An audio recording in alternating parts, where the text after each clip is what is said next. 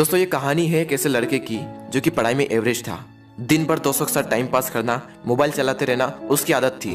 घर पर उसकी माँ की तबीयत भी ठीक नहीं रहती थी और वो ठहरे गरीब परिवार से, और घर की हालत बस से बदतर थी। यानी अगर कोई मेहमान आ भी जाए तो उसके बैठाने तक की जगह वहां नहीं होती थी। एक बार उसका दोस्त उसे बुलाने के लिए आया कि चल कहीं चलते हैं। तो वो दोस्त पहली बार उसके घर पर आया था तो घर की हालत को देखकर दंग रह गया। तो उसने पूछा, क्या तू यहाँ पर रहता है? बोले हाँ मैं यहाँ पर रहता हूँ। क्या ये तेरा घर है? बोला हाँ ये मेरा घर है भाई। बोला तू ऐसे हालातों में रहता है? वो बोला हाँ मैं ऐसे हालातों में ही रहता हूँ। क्यों, क्या हुआ? थोड़ी देर तक तो उसका दोस्त चुप बैठा रहा, लेकिन फिर वो बोला वाह वाह मेरे दोस्त वाह, तेरी घर की हालत बस से बदतर है।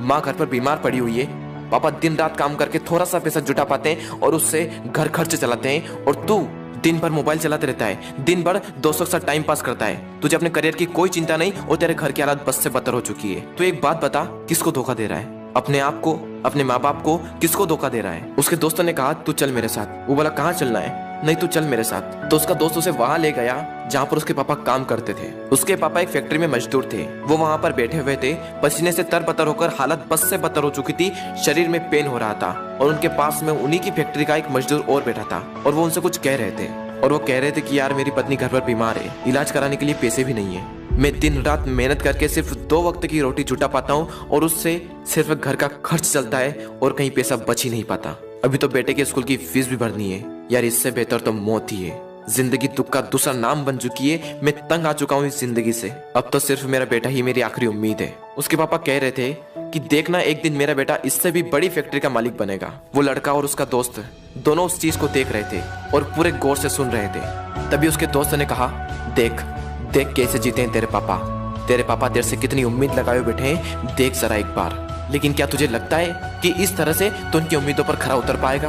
एक बार तो अपने पापा की हालत को देख कि कैसे जीते हैं, और एक बार तो अपनी हालत को देख कि तू कैसे जीता है। वो 2 कौड़ी का मोबाइल तेरे पापा से पढ़कर है, वो 2 कौड़ी की लड़कियां जो जिंदगी में सिर्फ कुछ पलों के लिए आती है और फिर चली जाती है, वो तेरे पापा से पढ़कर है। वाह मेरे दोस्त वाह, ये तो सिर्फ कुछ दिनों के लिए आएगी और फिर चली जाएगी। अरे बदल अपने हालातों को। यह सब देखकर और यह सब सुनकर उस लड़के के खून के आंसू टपक गए, और उसने उसी वक्त निश्चय किया कि जिस फैक्ट्री में मेरे पापा काम करते हैं, आने वाले 5 साल के अंदर अंदर इससे भी बड़ी फैक्ट्री का मैं मालिक बनकर दिखाऊंगा।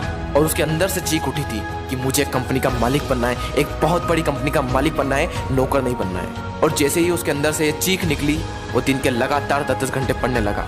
उसके दिमाग में सिर्फ एक ही लक्ष्य कि बहुत बड़ी कंपनी का मुझे मालिक बनना है। और उसके लिए मुझे क्या करना होगा?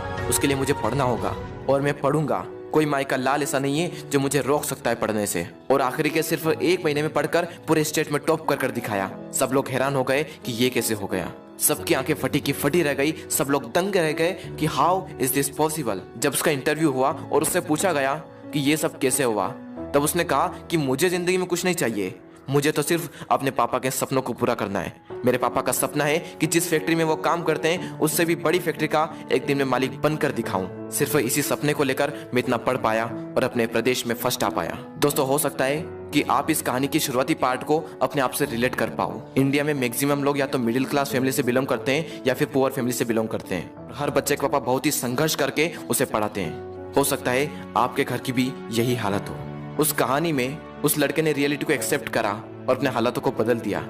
लेकिन क्या आप रियलिटी को एक्सेप्ट करते हो? क्या आप अपने सच को देख पाते हो, अपने हालातों को देख पाते हो, अपने आप को देख पाते हो कि आप क्या कर रहे हो और आपको क्या करना चाहिए? वो लड़का तो बहुत बड़ी कंपनी का मालिक भी बन गया, लेकिन क्या गारंटी है कि आप भी अपने पापा के सपनों को सच कर पाओ? क्या गारंटी है कि आप भी अपने हालातों को बदल पाओ?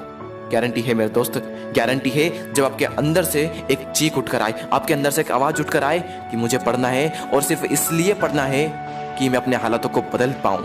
और जिस दिन आपके अंदर से ये आ गया ना कि मुझे पढ़ना है और सिर्फ इसलिए पढ़ना है कि अपने हालातों को बदलना है, अपने मम्मी पापा के सारे सपनों को सच करना है, जिस दिन आपके अंदर से ये आवाज आ गई, उस दिन से एक बात तो तय है कि आप अपने हालातों को बदल दोगे, अपने माँ बाप के सारे सपनों को सच कर दोगे। बस जरूरत है तो एक अंदर से आवाज की। दोस्तों बहाने बनाने से कुछ नहीं होगा।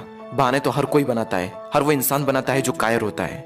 मेरा मन नहीं लगता, मुझे आलस आ रहे हैं, मुझे मैथ्स टफ लगता है, मुझे साइंस टफ लगता है, मुझे ये टफ लगता है, मुझे वो टफ लगता है। कुछ भी टफ नहीं है। जाकर पूछो स्टॉपर से कि तुझे क्या टफ लगता है, तो हमेशा हमें सिर्फ एक ही चीज सुनने को मिलती है कि पढ़ने वाले के लिए कुछ भी टफ नहीं है।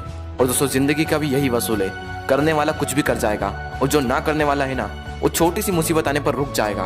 बहाने बनाने में उसका कोई रिकॉर्ड नहीं, उसे दिन भर आलस आते रहेंगे, उसके अंदर की एनर्जी बाहर उठ ही नहीं पाएगी।